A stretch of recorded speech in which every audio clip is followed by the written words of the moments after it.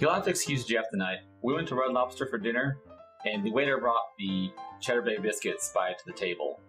And we had to tell him, no, please take those back. And that took all of our willpower to say no to. So when we got back to the apartment, we decided to start looking up low-carb Cheddar Bay biscuit recipes. Hey, I think I may have found something. Oh, okay. What'd you find? Well, the Cabot Fit team seems to have a really interesting recipe. Yeah. And I think we should give it a try. Okay. Let's do it. In a large bowl, combine 1/2 cup of almond flour, 1/2 cup of coconut flour,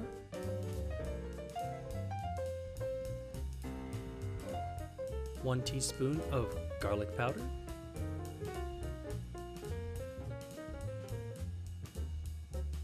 2 teaspoons of baking powder,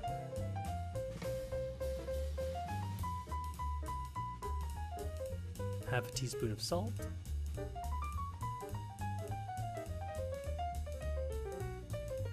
and 1/2 cup of shredded cheese. Now you'll need about 1/2 cup of it here and reserve 1/4 cup for later use.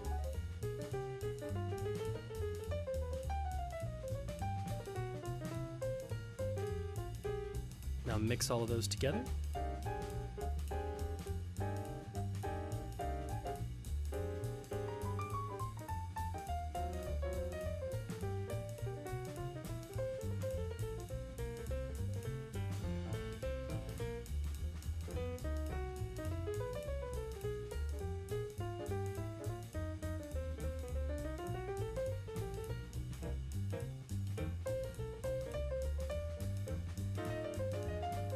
Just make sure everything is nice and combined before you add in the wet ingredients.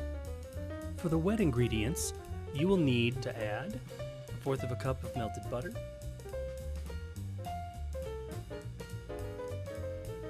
4 eggs,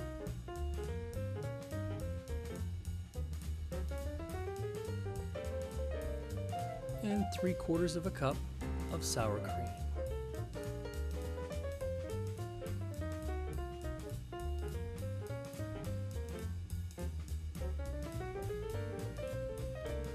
Now just get ready to mix this up. The recipe says to use a whisk, but we'll talk about that in a second. Alright, so begin whisking all of your ingredients together. The instructions originally called for a whisk, but we sort of found that it's more difficult with a whisk than it would have been with, say, a wooden spoon or some other kind of implement. So you might give this a try with a wooden spoon or in a heavy mixer. Have a bowl mixer or a stand mixer with one of the thicker attachments. If you are going to use a whisk, make sure that you tap it frequently, because a lot of this heavier stuff is going to get stuck inside of it, like you can see here with the sour cream. So just really start tapping it a lot and work everything out.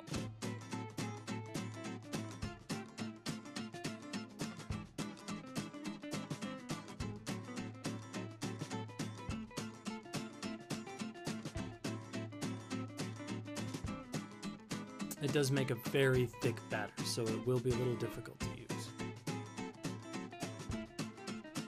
Alright, once that's done, take a large cookie tray and just spray that down with some nonstick spray. Right now, with about 1/4 cup, just start scooping out individual biscuits. They should fall right out of the cup, no need to dig them out or anything.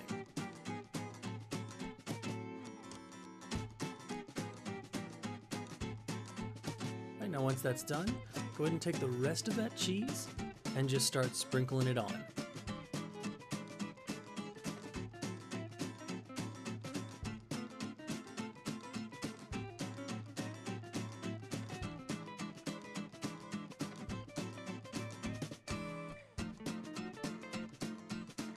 And remember that the more cheese that you put on the top, the better the melt will be.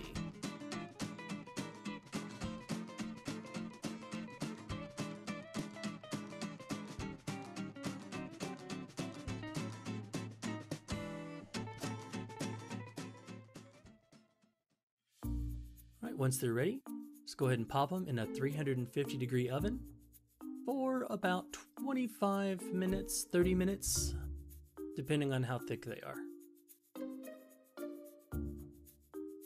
Right, once they're done, just pull them out, and they should be a nice golden brown color on the top.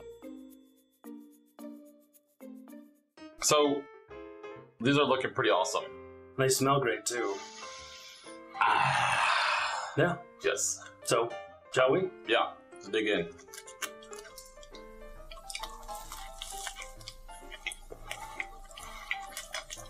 Wow. That's really close. It needs a little bit more cheese and the actual batter. Mm-hmm. And Yeah. you need to realize that any time that you use almond flour and coconut flour instead of regular flour, it's going to come out denser. Yeah. It's, So be prepared for it to just be a little bit more dense and thick. yeah.